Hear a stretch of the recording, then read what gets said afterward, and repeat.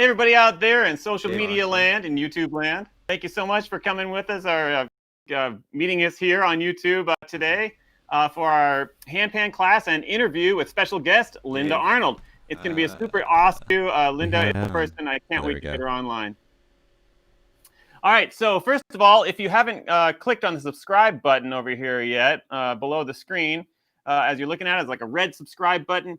Click it if you haven't subscribed already. It'd be great to have you as a subscriber. If you want to set up the notifications so you know when we go live and when we post new videos, you can do that and make it so you can see it coming in whenever we post something new. Also, just FYI, I'm David Beery. I'm the owner of Dave's Island Instruments, DII. I've been making steel drums and handpans for almost 30 years now. So I've got a lot of experience working with steel and making music out of metal. And I've been enjoying it the entire time. And I love continuing to do it. And it's really an art form that I just absolutely adore. So one of the cool things about this art form is that you can meet absolutely really amazing people. And that's who we're going to meet today. By the way, before we bring Lynda on, I just want to let you know throughout this whole video, if you want to make a comment, we have people watching the comments live, and they can let us know what these comments are. So if you have a question, please feel free to enter those questions in the comments, and we can hopefully answer some of your questions live today as the video moves along. So, all right, with that being said, I would like to bring on Lynda Arnold. Yay. There she is. Hi, Lynda. How are you? Thank you for having me. Thank you. Thanks for being here. All right. So I just want to let everybody know. So the way Lynda and I got to know each other from the very start was, I believe she called me or emailed me or something like that. And she said, hey, I want to do an interview with you for an article for the magazine or something like that called Ask Audio. Is that correct, Lynda? That's right. Yeah, I had met Stephen Morris at Sacred Roots, and he was talking to me about how he was apprenticing with you and learning how to make handpans. And we'll get into how I first heard about the handpan, but I was like, what? There's somebody near me that makes handpans. Let's go. So Yeah. I was writing for Ask Audio at the time and doing a lot of writing about sound healing and aspects of sound healing. And so, I really felt the handpan and instrument making would be a really compelling article. And plus I wanted to get to know you and see this, Right. In real time. So that's how that came together. Yeah, that was totally awesome. And I was like, wow, cool. Somebody's writing an article. So that was really fun for me too. So just FYI, for the people that are watching right now, a lot of you might be brand new to handpan or considering playing handpan. And over the years here at DII, we've put on different like handpan classes and events and that sort of thing. And before COVID hit, we had handpan classes every 2 weeks here at the store. And that was lots of fun. Recently, we've been putting them online on the Saturdays, kind of like today. So rather than giving like an instructional handpan class today, I really want to reflect today with Lynda, because she was our first handpan teacher here at DII, and she started it all. And it was really fun seeing what she created. And I kind of want to just talk with her about how people like that are watching right now that are just either new to handpan or just bought a handpan, want to know how to play it a little bit more and get familiar with it. I want to kind of bring everybody into the discussion together as like how she developed her ideas with the class and musical ideas and how to play a little bit here and there. So that's kind of like the format of today. And also we want to get a little bit into Lynda, what she's doing these days with her own musical adventures. She's very familiar and been part of the sound healing community for a long, long time. And if you want to go look and see what she's done in the past for sound healing and that sort of thing, you can go to her website. I believe it's listed on the screen there, right? Devasonic.com. Yes. Yep. All right. So there you go. That's the Lynda's history. You can just go there and find out more. But first thing first, I think we have a video of the class that you taught, Lynda. So we're going to bring that video on screen here. Here we go, guys. Memories. I love it. Yeah. Oh my gosh. And play. So there's Lynda in the white shirt. on the right-hand side. It might lag. And this group, I think it fluctuated from about 5 to 10 people.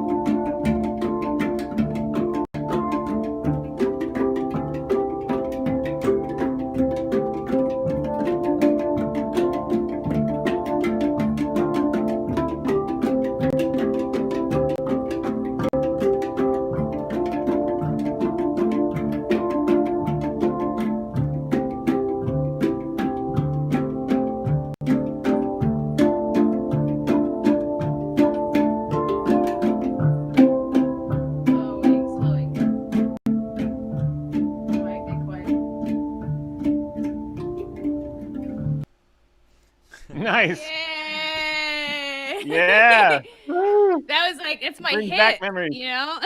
Yeah, absolutely. One hit That's wonder. I mean, what fun. I think I took about 4 or 5 groups through that program. Yeah. And God, it was so, I felt so lucky to be able to do that. Because I was also learning the instrument myself. I've been a pianist and piano teacher for over 20 years. So I have, that sense of the two hand playing and the rhythm and the melodic percussion end Yeah. of things. But haven't really considered myself a straight up percussionist. So I really approached it like an improvisation class Right. and tried to weave in, as you saw over time, some basic music theory, rhythm, and is a little bit of interval and harmony and scale talk and musicianship talk into that. So, that composition that was introducing that concept of 3/4 time, 3 beats in a measure, kind of like a Yeah. waltz feel. Yeah. And Right. then also the concept of like an A section, one pattern versus a B section, and then going back and forth. Yep. So these are like all simple concepts that help people feel like they're actually playing a song, because sometimes just free improvisation is intimidating for people, right? They're like, am Yeah. I doing it good? Am I doing it right? So that Right. it was a kind of riding that line between structure and improvisation, even just during that beginning course. So that was such a great video. Absolutely. No, I think it's really great that you took on that class because, like you just said, you were still learning at the same time you were teaching, And you know, a lot of people get kind of scared, especially people that have never played musical instruments before. And I believe there were several people in that class that had never really played anything before. Do you Right. recall?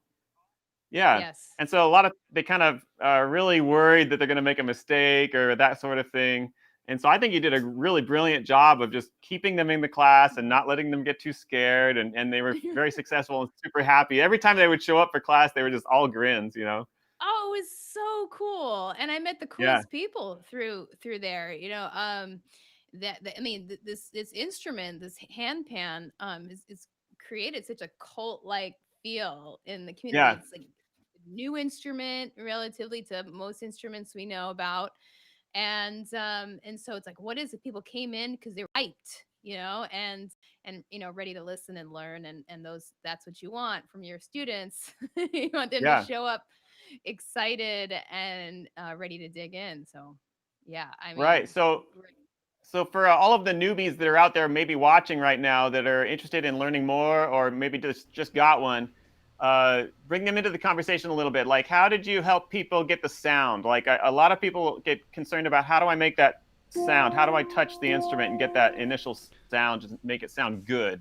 Really Right? quick, Did you guys. have We any have like technique? Oh, we have got a we have a question? we just have a couple comments. Just saying hi Okay. to James Paul. I'll read it because it's a long one. Thank you for streaming Okay. this. I started playing handpan roughly 2 years ago and have been following your channel for a while now, and I would love to own one of your handpans. Beautiful Nice. instruments. Thanks again for guidance and information Thanks, video. James.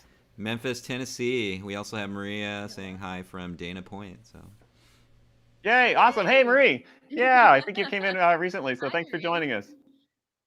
Yeah, as far Awesome. as Thanks, Daniel. getting yeah, so as Oh, far go as ahead. getting the sound, I actually, I referred to what um I think you told me. There's a couple Okay. things that always stick with me, and that is you're pulling the sound out, like it was either you or Steven that said that when you hit you. I have a rap drum right here, but you can show me what when you hit a note, you're bouncing off, so there's like a fish hand kind of thing, Yeah. right? So Right. that was Right. the big thing. So keeping your wrist loose, your hand loose, so that you still have the gravity of your arm. Let me move my, Right. here we go.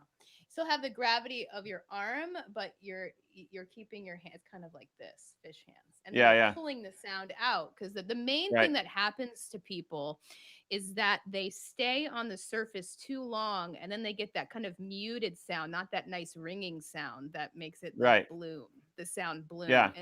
And so people don't understand how subtle that touch is, but once they get it, really, that's like, huge percent of getting the basic technique is, you know spending time with each note, getting that bounce correct, so you get that ring that you want, that nice, full, that nice Yeah. attack, and then the blossoming of the note after. Right. So how long did it take that class to learn that song that we just watched just now?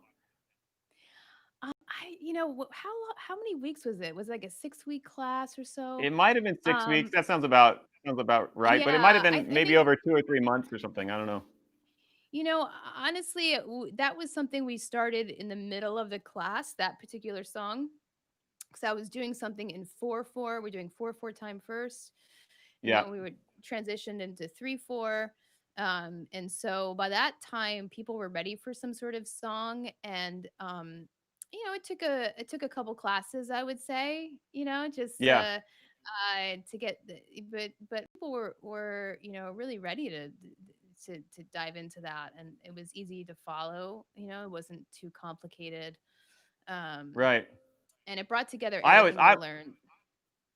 Yeah, I was always hoping you could take the show on the road because I mean, how many times you've actually seen five or more handpan players playing at the same time, like kind of like a performance like that? It's usually just one individual playing with a Yep. band or that sort of thing, which is fine and all. I'm not arguing against it, but it's so unique that we had that opportunity. The other thing too is I think we had handpans here at DII that they could use as part of the class, like rental handpans and that sort of thing. Right. So it just made it work out. It was really a fun thing, and I'm hoping that we can do it again in the future. Yeah, I mean, that was the key part of your class, was that you had these, rental pans. These are like the hand pans that you wouldn't sell. Like they were good enough to play, but they weren't like tip top, but they were great for Yeah. like the classes, and they were all in the same key. So Yeah. the thing about handpan is they're all in these exotic keys, and so you in scales you've never heard of that have different names. It's like this whole culture around it. So, but you had a group like 6 to 8 that were all in the sunset scale, which is kind of like a D D minor. Dorian, Yeah. D Right. minor scale, right? And so we could all play together, and it's the coolest thing because there's nothing more confusing to a beginner than to have a bunch of different scales playing, and so no one can hear anything. Absolutely. Understand They're like, that what? note is over here and that note's over here, and but having Yeah. like a consensus around the scale everybody's playing makes this kind of class possible. So that Right. was just a gift, and like it simplified the whole experience for everybody. And then we could have a moment like that where we could all play something together, and we could take turns Right. soloing over the top. And I mean, it was so fun. It was so fun. Yeah. So also just another question on the class, and just maybe it's something else for the people that are watching that have a handpan already and are like searching for new ideas. You said you developed that song in basically an A-B kind of method, like you have the beginning and the middle, and it goes back to the beginning, it goes to the middle, whatever, right? So Yes. for a beginner, how would you? Because also the other thing about handpan is the amount of notes are limited, and so some people I think they go, okay, now what do I do? How do I make this interesting again? So do you have any suggestions on like development of a songs, or like do you play fast, or do you try to play slow, or like what's the ideas that go through your head when you're developing a song? Well, I use that song that we did in the class to help people conceptualize how they would do their own patterns. Mhm. And so, when we get into developing a song, it's really impossible to not talk about measures and rhythm and music theory and that sort of thing. But Right. Yeah. Yeah. basically, for the most part, I would say, you're developing a loop, an Okay. idea that repeats. Yeah. So, you can just start with a couple notes, doing something like just even if you just take two notes, boom, boom, boom, boom, boom, and that's your Right. loop. Boom, boom, boom, boom, boom, and you can do that like 4 times. Okay, Yeah. that section. All right, Right. and then your B section has to be something else. Like, what do you want to do Right. next? Dee, dee, dee, dee, dee, dee, dee. Dee, dee, dee, dee, dee, dee, dee. Then you go back to A. Boom, boom, Right. boom, boom, boom. Right? It's as easy as that. So you have to give Yeah. yourself structure, right? And find an idea that sounds good if you repeat it Right. over and over. But you still have to I be love in a that. groove. I love that idea. I've never used the word loop before, but I think that's a very modern word to use for making music. I'm going to create a loop, and I think people understand that rather than saying repeat this section. People would be like, "What Right. do you mean Well, I repeat mean, this section?" Yeah. that's a good point. That's because you come from like a Yeah. traditional background. Yeah. Yeah, in classical music school, I never heard loop. Okay. Right. Exactly. No That's one true. uses that That's word. true. Yeah. It's cool. But in audio production, that's all you do. That's all Exactly. you do. Exactly. Loop de So loop. yeah, it's perfect. Yeah, and I love it because that makes total sense. Because then you could say, okay, loop it, and it's super easy to say it in a class environment. Okay, loop that part, loop that part. Everyone gets it really fast. So I love that. Thank you. That was really good. Yeah, and Um. again, you're staying in a tempo, right? If you stay in a Oh yeah, groove, yeah, like yeah. fast, you have to choose it. If it's too fast and you can't execute your idea with the Yeah. speed that you chose, then you have to slow it down. So if you don't have anybody with you guiding you in this process, this is something you have to self manage in your process of writing. Yeah. That's another funny thing about pretty much every beginner always wants to go fast. For some reason, everyone always wants to play lots of notes and go fast, but it's not essential to play well. So it just, like you said, kind of take it Correct. slow. Yeah. So that's also And a here's really the good fun thing about recommendation. class. So when we were playing together, the number one thing that would happen is that if we're playing together, everybody would speed up. I don't know who was Right. doing it. It might have even been me. But you know what? Everybody Absolutely. gets excited. everybody gets so excited because Yeah. they're playing, and it's like the heightened energy of Right. I'm playing and I'm excited, and it just things get faster, and they're like, no, no, no, no. And so we would have to we do that exercise where I'm like, okay, we're gonna sing at 40 beats per minute, and not really do it, so Yeah. slow. You know what I always tell the class? I always tell them this. I always tell them, just breathe. Because seriously, a lot of beginners, they forget to breathe as they're learning the song, or they forget to breathe as they're playing like a pattern or something like that. And I think the breathing also helps people just like relax and slow down. It's really fun. I like breathing. Dave, Do you I like have breathing?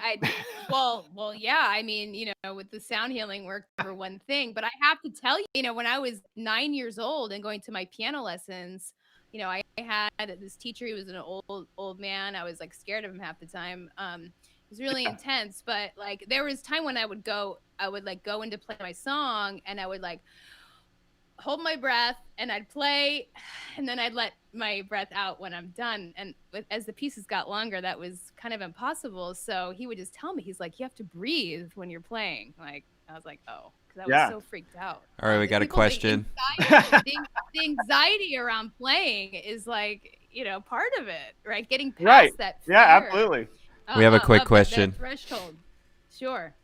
Question. All right, this is actually from James Paul. I'm going to show his add to broadcast. I don't know if you can there see it is. that. And then there's a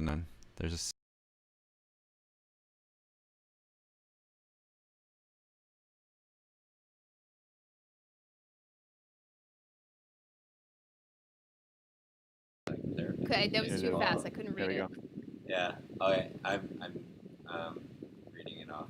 I am very interested in how music can be used to facilitate healing experiences. In your experience, what makes a loop more conductive for healing or facilitating a peaceful state? Okay. Okay, so like sound healing. Like how do you create a Right. loop that's more effective for sound healing, that kind of thing? I think that's what I mean, that is such a broad question, but we can, dip into this concept of trance state. Mm-hmm. So when something is like repetitive, like I just actually posted a video I did last night where I did this arpeggio and on my mood, and I let it play. I filtered it a little bit, but it's the same thing. So if you're actually listening and sinking into the sound, when something is repetitive, like a melodic pattern or a certain sound that just keeps going for a while, even like the ocean or nature can do this. It's like its own complex randomized loop, right? Nature. It puts you in this like Yeah, trance right. state because there's no change, right? There's no change, so your mind's going to be like, oh, I'm getting bored. Is it going to go somewhere? But see, that's the money right there, right? Is how can you, as long as the sound is going to you, that's like another thing. It depends on what kind of sound, the texture, timbre, tone, scale, mood. But if it's something that's just very open and it's repetitive, and then you can like, even just one note on the piano. All right. And you can just start to see what your mind does in that state. Is it looking for more? Is it bored? Is it agitated? Are you letting go of those thoughts and feelings and just enjoying the moment of this repetition, of a sound? But that's such a broad question because we can get into like beats and things that are meant to sync the hemispheres of the brain and all kinds of cool scientific stuff, around tones and frequencies and so-called loops. Yeah. It sounds No, like he I needs to love take the a class. yeah. Yeah, you need. Oh, that's right. Yeah, why don't we talk about that real quick? You've got a class that you've created, right? An online class. Mm-hmm. Yeah. So Tell us more about that. I totally, yeah. I launched my online school this year because everybody's doing online stuff. We can't have a real in-person class right now. So my first Yeah. offering is called Devotional Voice. And it's 4 modules of sound healing and vocal development. So I go through breath practices and then vocal toning, free singing over drones, and then mantra also. Like what's mantra? Sanskrit mantra, medicine songs. I mean, talk about a loop. A mantra is Sanskrit mantra. You just repeat it. You can do 108 practice. and you repeat this over and over and over, it starts to entrain your brain and focus your mind in to your breath and your own sound. So I think, before that, you dive into this, when you dive into the practice of sound healing, I think starting with the voice is really important. You don't have to buy anything, you have it, right? And it's Right. your own it's your own vibration. And so I decided to start my course offerings with this voice course. And when I took my sound healing training with Sylvia Nakach, her main thing is voice. So that was the thread through the whole entire certificate course, year-long course that I took. And as we study with other teachers, we kept coming back to the voice. So we learned about tuning forks and then come back to the voice. We learned about drumming and come back to the voice. And the Yeah. voice as the central channel of sound healing development. So that's why I decided to do that first. And my next one will be native flute. I think I'm gearing up for the Oh yeah. native flute Yeah. course. Native flute Yeah. sounds great. Yeah. So yeah, that's my current offering, and there's a chance to just do the video course by itself with one consultation call, or to study with me privately as you go through the course. So James says thank speaking you. of voice, yeah, you're welcome. Speaking of voice, sometimes I talk to people about that too when we talk about developing songs and melodies, or loops, as we're calling them now. And I always bring it see, I'm back to the changing your whole voice. game. Yeah, Your whole. but I always bring it back to the voice, and I've noticed this with people that play steel drums also, and percussionists in general, people that play percussion. So the difference between percussion and voice is you have to breathe with voice. You have to take a breath. You can't continuously sing, right? So there's always a moment where you have to take a breath. And so there's an automatic pause in the music, and then it comes back, right? Whereas sometimes with handpan and other percussion instruments, people get carried away with just endlessly playing, and then it becomes monotonous and not really super interesting. So along with just breathing, I think it's also just like a good idea for people that are like developing their own ideas, to allow a passage to come and go, and then take a pause, and then another passage, because it's all about, like you said, going back to the voice. It's like, what's the most natural thing for humans to do?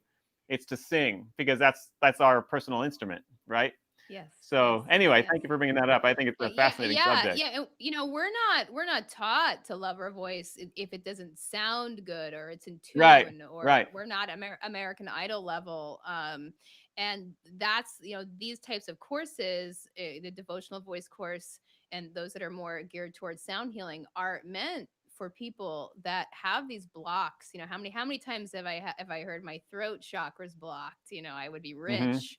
But that is a symptom of our culture, and how we're not taught to use, our when we grow up. There's something happens in the musical education end of things where we're discouraged, from Right. Yeah. actually Somewhere using the along the voice. line. Yeah. And I didn't sing throughout my classical music training. I studied piano and flute, and then when I started writing songs, I was like, I had to really go through some vocal development of my own, and I had to Yeah. go through a lot of criticism, even from my own Right. family, around the fact if I sounded good or not. Like on my first record, which I was so proud of, it was like, well, maybe you shouldn't sing, and wow, it's so Yeah. ingrained, and Yeah.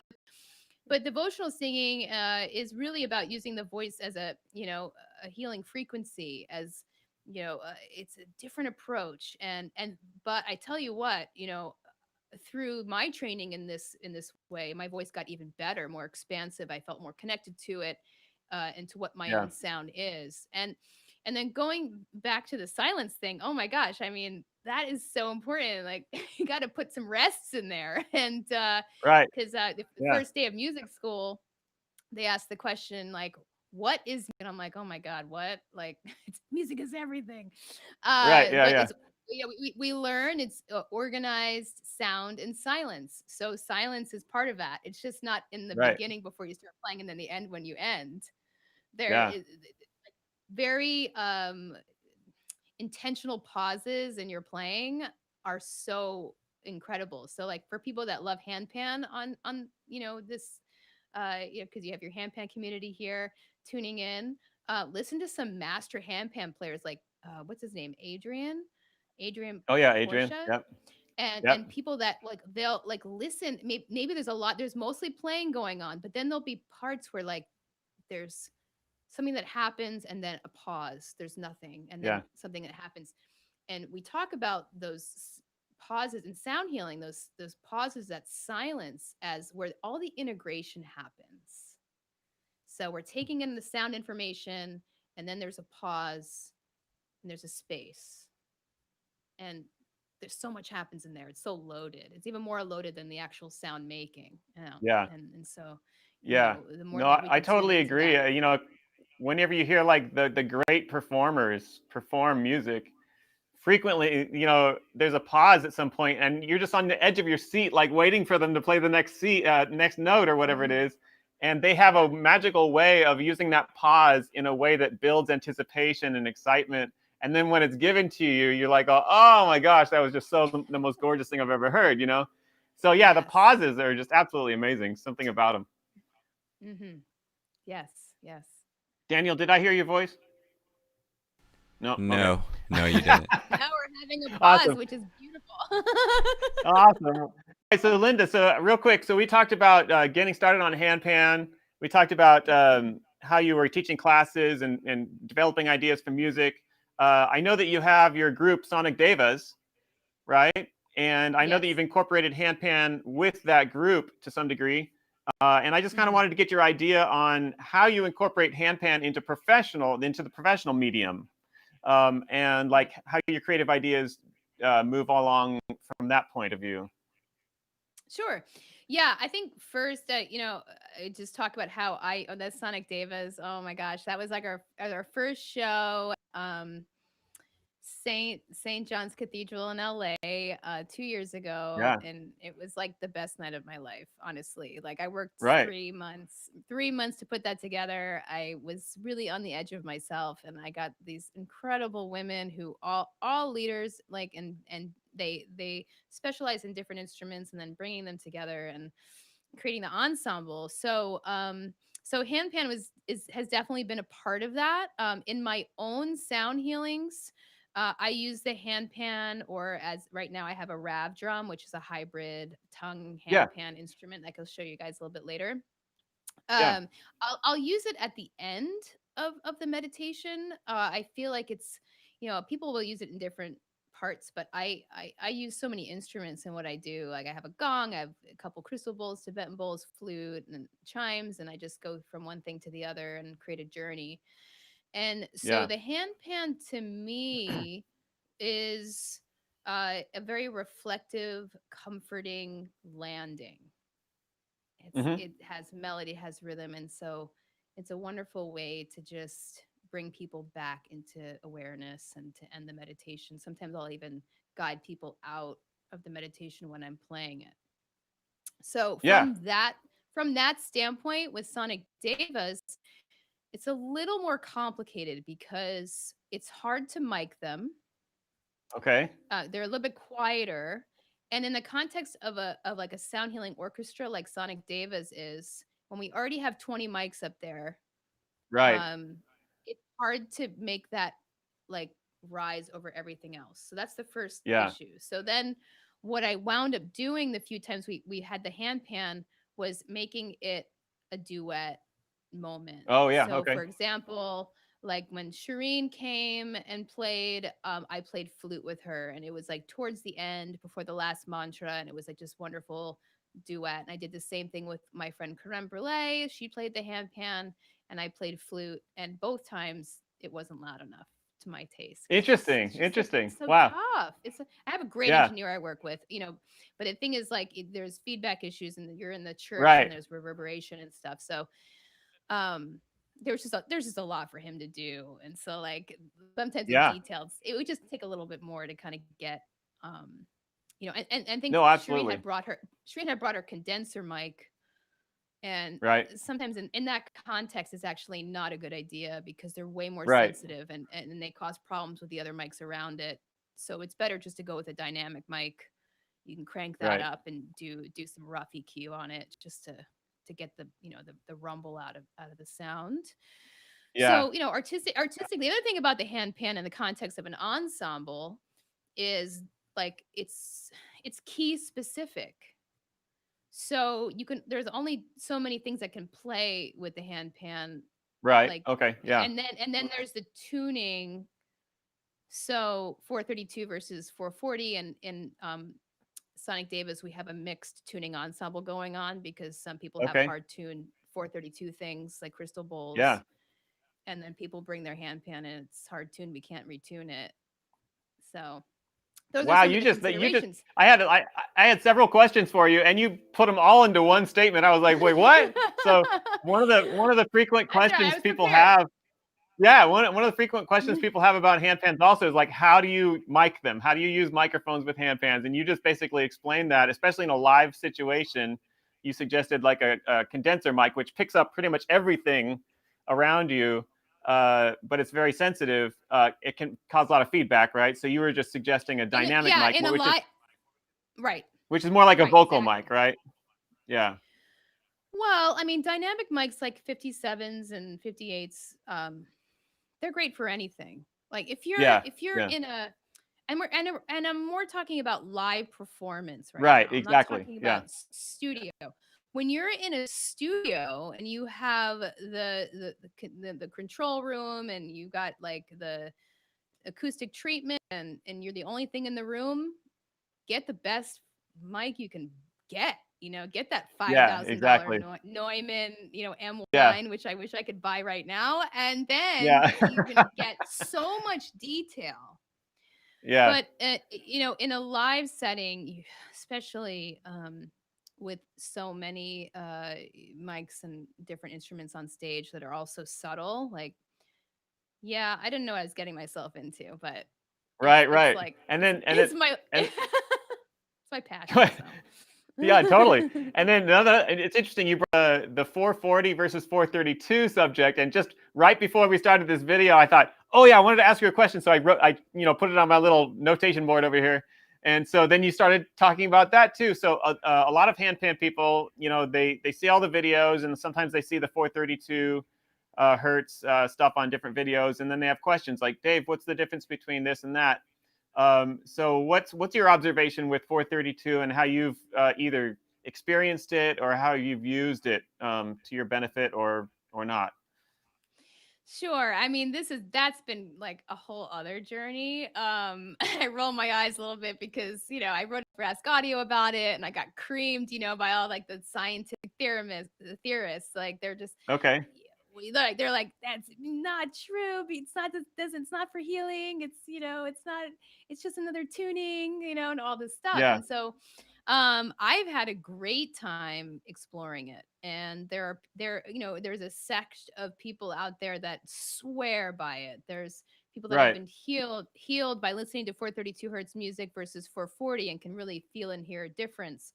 Yeah. I do believe in those things. I found out about it and started exploring 432 tuning with Torquem G and our Solar Theory project because he tunes his synthesis down to 432. So then, I started to tune everything down to 432 for that project, and that was a 2-year album writing project, and that really informed Yeah. everything I was doing around that. But I really had a great time. I mean, it's still equal tempered, right? Equal tempered meaning like Right. all the C's Yeah. in the same, right? It's not Pythagorean or just intonation or any of those weird tunings. Still has to Yeah. make musical sense. It's just everything's tuned down 32 cents, Right. 31.7 or whatnot. Okay.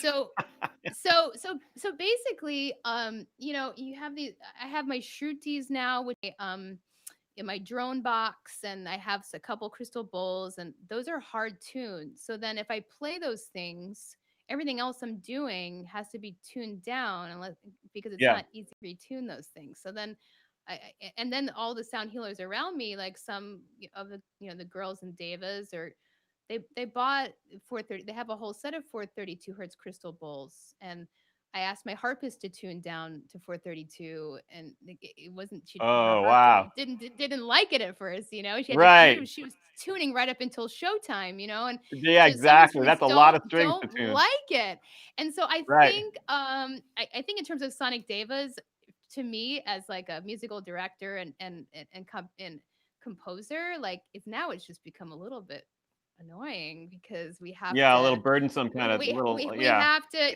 like we use the piano at St. John's, and that's 440. We're not going to ask them to tune it down for us, Yeah. Yeah, for that's basically show. I have basically two experiences with 432. The one experience is, you can't really play it with anything else because everything else is tuned to a different frequency, and it just doesn't quite sound right. Even like playing to the radio, like if the radio's playing in the background, you're like, something's wrong, just because the frequencies aren't matching. But the second experience I had, which is kind of like on the scientific level that you were talking about earlier, because I'm surrounded by tuning instruments constantly. That's every day I'm tuning something, right? So I'm very keen on 440 essentially. And so I kind of rolled my eyes at the 432 thing initially too. But what I found is when I tuned a 432 instrument, there is something about it that when I play it, it's not like I'm feeling anything maybe spiritual going on, but my body just kind of goes, oh, this is different, right? Yes. Because it's not the same. And so I think there is, to some degree, some kind of scientific something that you could maybe make an argument with, that it does affect you in a day, even if it's just your body's noticing that something's different, right? And so I do kind of like, I dare say I relax a little bit more with the 432 just because it feels a little different. So I don't know. There might be people have arguments up and down on that.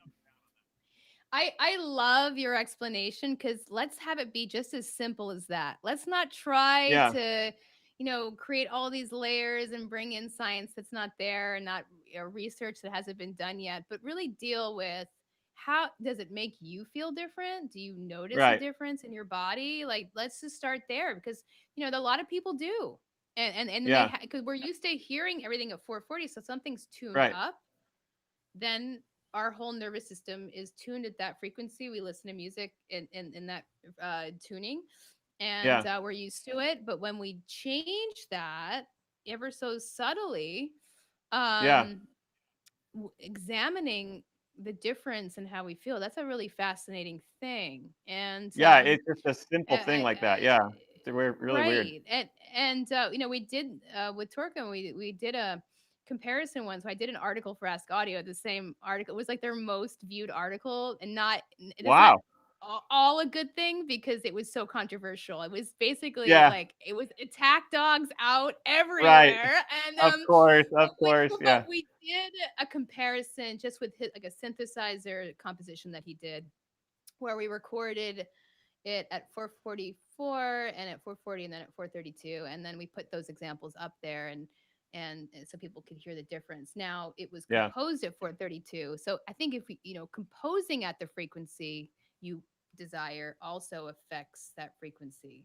So just tuning something up and down isn't really going to give you the full picture either. But anyways, it's been a really fun exploration, but with Sonic Devas, with an orchestra, it's like, it's really, it's hard. I mean, come on, No, I love it. That was a great discussion. I mean, we could have had a session all about just 432, like for a whole hour. But that was really good. I'm good. Yeah, exactly. That's fine. We're good. So thank you for that. That was fun. Well, I know that you have like a little instrument in front of you. I think you brought it so you could give us a little sample. Tell us more about what you have in front of you here. Sure. So I'm going to change my my angle here. I have a Rav drum. Your audio went. Yeah, we need to get your audio back. Okay. There you go. Yep, you're rocking. Yeah. All right. So now you see the craziness that I have going on here. This is the behind the scenes.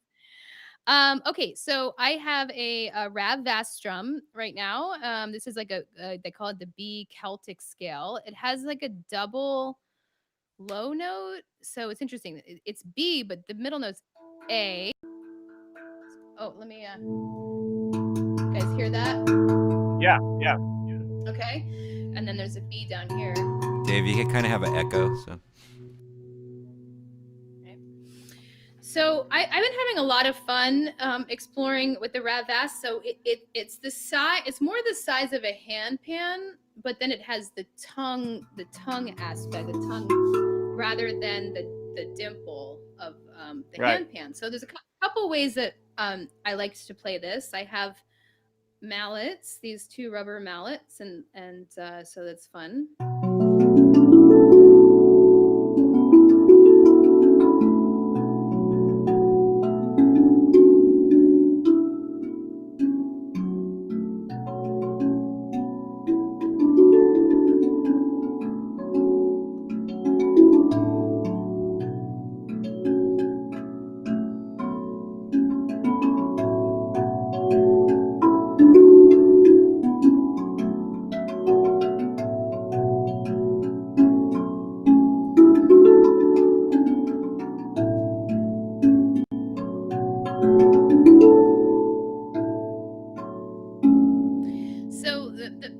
The raps are cool because they have a really long sustain and a beautiful sound. And then so that's with the mallets, but you can also play it with your hands too, with your fingers.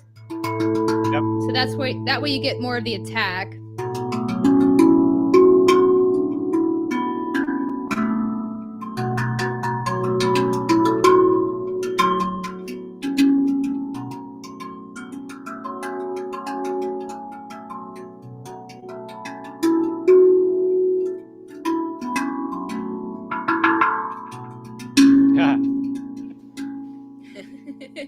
Nice. And then I have this going through Ableton. So with a lot of my instruments that I play, I can like put some effects on it, a reverb and a delay, and then you can like kind of get trippy.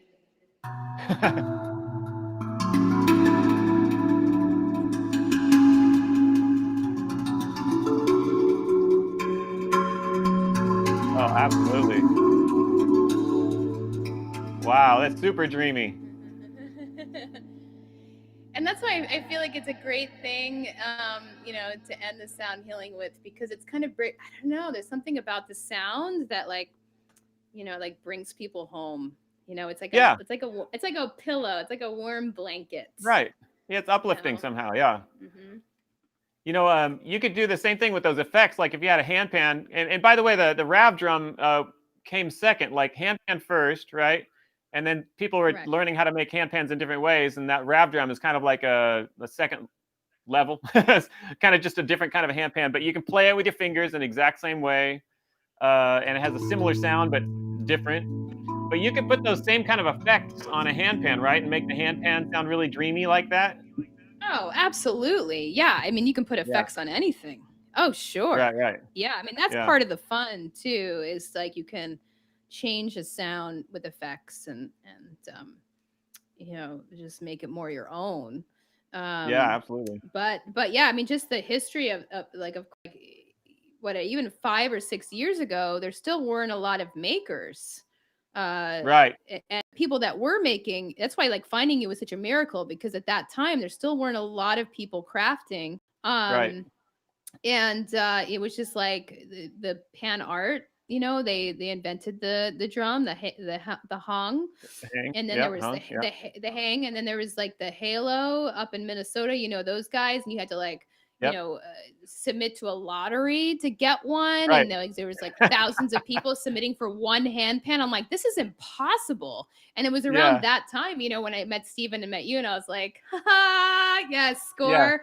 But the past like 5 years, like you've really seen this explosion of makers and people really innovating, like and you included, Dave, like doing some cool stuff, like different like you were combining the handpan with tongues and the talk pan or whatever you were doing, like you were just trying new things. And so the result of that is like all these cool hybrid versions and people trying different metals and different treatments and scales. And now it's like, I mean, they still haven't, I don't think, come down in price that much, because they're made one at a time. That's what's so cool about this. You don't necessarily have a factory making handpans, but that's good, I think, because the innovation of independent makers is what is creating such great instruments. Yeah. So real quick, I'm going to kind of start to wrap it up here a little bit, but I know you've got some current projects. Can you tell us what you've been doing during this COVID time? Because nobody can go out and perform these days. So what kind of projects have you been working with recently that are kind of exciting and new? Cool. I was going to go back to my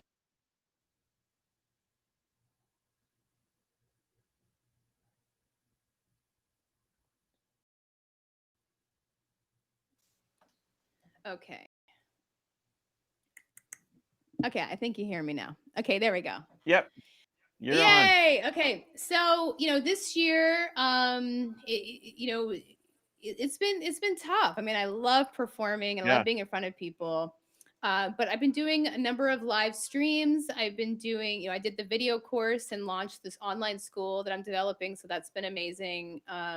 And I've really set up my studio to do more live streaming and recording, learning how to record into OBS and stream with OBS and restream and all these technical things I would have never done if this didn't happen. And so I'm so grateful. Like my YouTube page has some awesome content on it now, because that's all I can do is to create, videos and using OBS to, bring in video layers. And I did my own EP release in April with video footage from my friend Ian Montgomery, and I played back the videos, and then I switched to myself. I did the whole thing. It was my own show online, and so it's just pushing myself because there's no way I can't stop performing. But I need to find a way to do it. So this is the way to do it. And through that, I did some really great projects this year. I did a video for Earth Dance Global,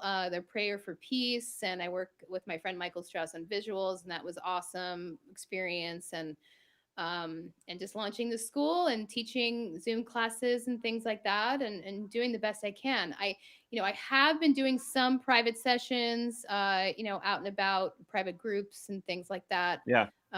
It's just impossible not to, if right. it's safe and I'm doing one session at Sacred Roots still once a month that can only have 10 people in there. I mean, it's still it's definitely a challenge, but it's creating, as you are too, shows like this, and you're creating dynamic content that you can share with people anywhere in the world. So I'm not just teaching people locally, but getting into the concept of reaching people globally, and that's really exciting. It is, absolutely. So, well, I want to thank you for coming on. This was a really, really super fun conversation to have with you. Yes. I haven't seen you for a little while. It's been a minute since I've seen you, so it's really good to see you. Another thing we didn't really talk about it, but you are a marketing genius, because I see your stuff and it's really well done, and all of your images and your advertisements. I'm always like, man, how does she have the time to do all this stuff? So you are amazing with all that marketing. I work all the time, and because I love it. And I have wonderful people I work with that are graphic designers too, that I have learned things from. And I have a music video coming out next month for this drum and bass song I did, which is more of a pop thing. It's not sound healing per se. So I've just been having some fun. It's cool. My 20th anniversary year of Devasonic, and so even though it's the COVID year, I'm doing the best I can to elevate, myself artistically, and really work to take advantage of the time rather than being consumed by it. Yeah, absolutely. Well, you really are a goddess, and I really appreciate you being here. Thanks again. I'm going to follow up after. Awesome. Oh, thank you. After you get off screen, I'm going to follow up with a couple little things here and there. But once again, thank you so much. Thank you so much, Dave. It's been really fun. Yeah. You're right, my neighbor. We have to see each other. Absolutely. All right. All right. Thank you. Are we done? All right. So everybody, I just wanted to mention we've got Cyber Monday coming up. We're not doing anything for Black Friday, but on Cyber Monday we've got a cool little live Cyber Monday video It's going to be scheduled soon, so keep your eye out for that. Me and Daniel are going to be talking about the products we have here at DII, Handpan products. We're going to do comparisons, like what's the difference between a pro rental and a standard rental. Or we're going to talk about ukuleles. We also have ukuleles here at the store. We're going to talk about like what's the difference between a soprano and a concert ukulele. So join us on Cyber Monday. We're going to have a live feed just like we did today on YouTube. So look for that. And then also, if you ever want to have a virtual appointment with any of us here at DII to explore the instruments that we have to offer a little bit more, we offer virtual appointments. You go to our website and you click on the appointments page or whatever it is, contact us page, and you can see a variety of different appointments that you can click on. You schedule the appointment, and we can do one-on-one videos like this with you. We can do phone calls, whatever it is you need, we're here for you. And it'd be great to hear from you. That's it. Thanks for tuning in today. I'm going to play a little bit of music for you on the way out. But once again, thanks to Lynda Arnold for all of the wealth of information she shared with us today. It was literally like an encyclopedia of information. So I was really happy to have her. So thanks again, Lynda. And with that, I'm going to play a little bit of music and Stay on, see you Lynda. later. All right. Thank you.